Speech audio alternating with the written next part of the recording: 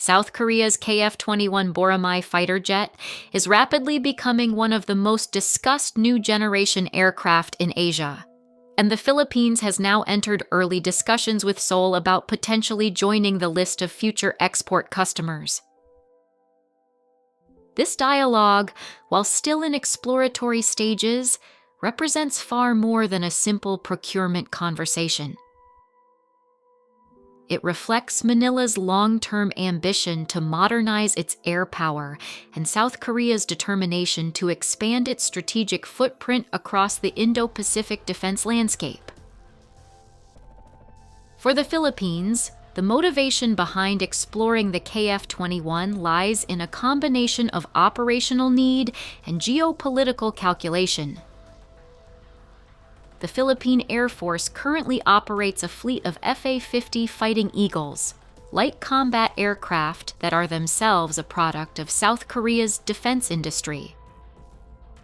These Fa-50s have been effective for patrol, interception, and limited strike roles, but their range, payload, and avionics remain constrained when compared with modern multi-role fighters such as the F-16V or Gripen-E.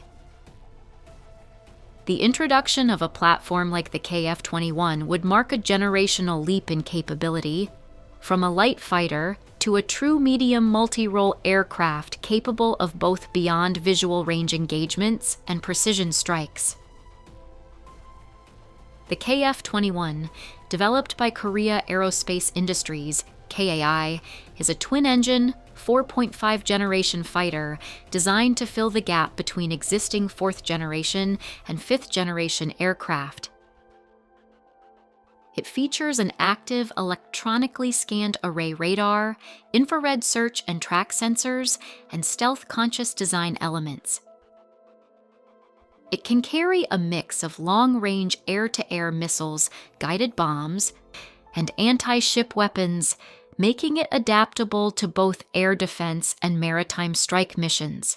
Precisely the type of versatility the Philippines would value for operations in and around the West Philippine Sea.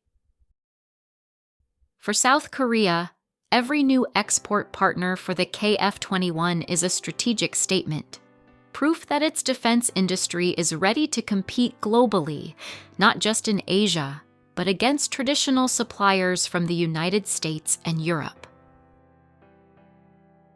The ongoing discussions between KAI and the Philippine Department of National Defense reportedly began after the KF-21's public demonstration at the Seoul ADEX 2025 Air Show. Philippine delegations were given detailed briefings and observed flight demonstrations that highlighted the aircraft's agility and modern avionics. According to sources within the defense community, Seoul views the Philippines as a key potential partner because of their existing defense relationship, while Manila sees South Korea as a reliable supplier offering technology without the political constraints often tied to Western suppliers. Financially, any purchase of KF-21s would represent a major commitment for Manila. The estimated unit cost of the aircraft in its early production blocks ranges between 70 and 80 million United States dollars. By comparison, the earlier Fa-50s cost roughly 35 million United States dollars per aircraft when the Philippines acquired them.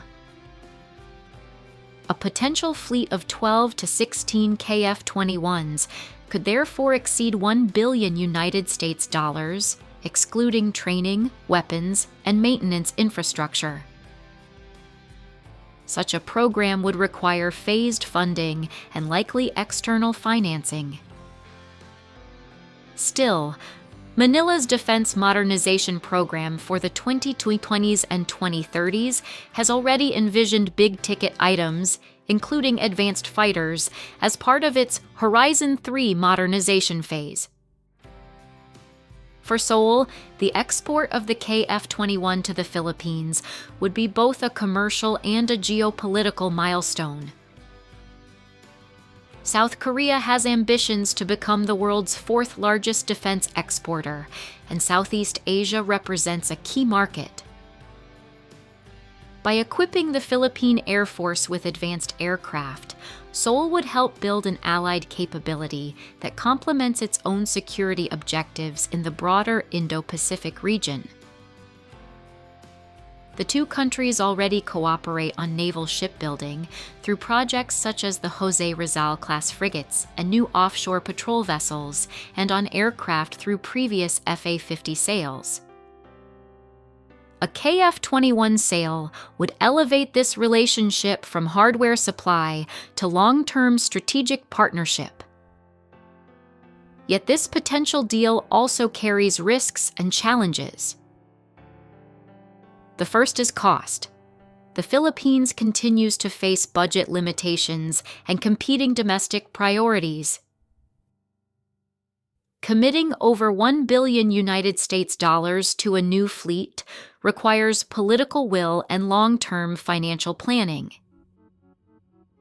Second, the KF-21 itself is still in development, with the Korean Air Force planning to induct the first production aircraft around 2026.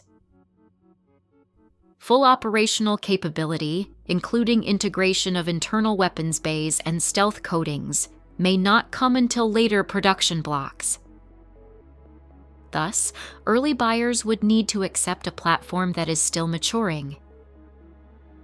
There are also strategic considerations. While the Philippines has every right to modernize its air force, its expanding defense partnerships, whether with the United States, Japan, Australia, or now South Korea, are inevitably observed by Beijing. A major deal involving advanced South Korean jets could be interpreted as another signal that Manila is deepening its integration into the U.S.-aligned security network. For South Korea, balancing its own complex relationship with China while exporting advanced systems to Southeast Asian states will require careful diplomatic navigation. Despite these challenges, the strategic logic for both sides is strong. For the Philippines, possessing a capable multi-role fighter such as the KF-21 would extend its reach over the West Philippine Sea, allowing it to respond faster to incursions and contribute more meaningfully to regional deterrence. For South Korea, success in the Philippine market would demonstrate that the KF-21 can compete in the export arena and that Korean defense technology can anchor real strategic partnerships, not just transactional sales. If the deal progresses, integration and training will be as crucial as acquisition. The Philippine Air Force would need to develop new maintenance capacity, pilot conversion programs, and weapons integration systems compatible with the KF-21's digital architecture. Seoul could provide comprehensive support, offering training slots, maintenance packages, and even limited technology transfers, an approach consistent with how it has structured previous defense agreements in the region. Such support would ensure interoperability and build trust, further deepening the long-term defense relationship. In broader regional terms, a KF-21 acquisition by the Philippines would alter the air power balance in Southeast Asia.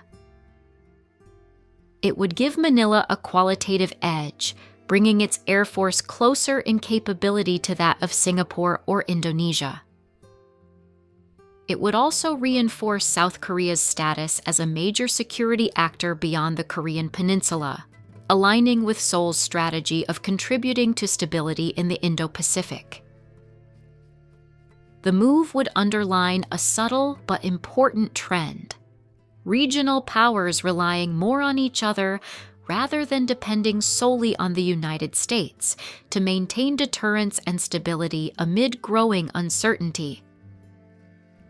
Ultimately, whether the Philippines purchases the KF-21 or not, these discussions themselves mark an important milestone. They signal Manila's willingness to explore next-generation capabilities and South Korea's confidence in promoting indigenous technology as part of its foreign policy toolkit.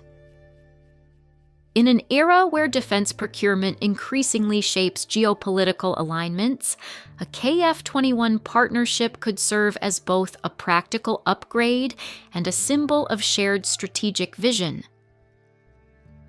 The skies over the Indo-Pacific are becoming more crowded and more contested, and both Manila and Seoul appear ready to ensure they are not left behind.